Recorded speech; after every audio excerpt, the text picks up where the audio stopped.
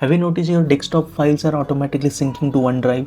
Yes. And also, have you noticed your OneDrive is getting full? That is because of this desktop files are getting synced to OneDrive. So to stop this syncing desktop files to OneDrive, I have two methods.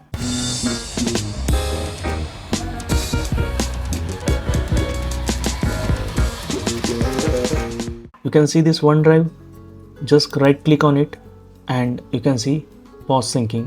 Click on this and you can quit OneDrive. This is the first method that you can quit OneDrive.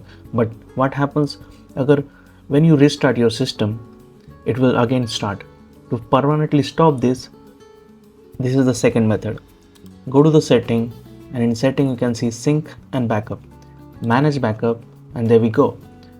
This option will open backup folder on this PC and here you can get all full control of your backup, OneDrive backup. So there we go, desktop, picture and documents. Now go ahead and click all of this, whichever you want. Continue backing up recommendation. No, we want to stop that.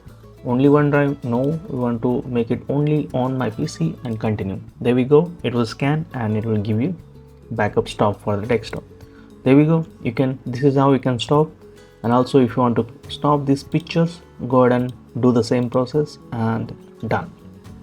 Now you can see this is just stopping the process and all it takes just a minute.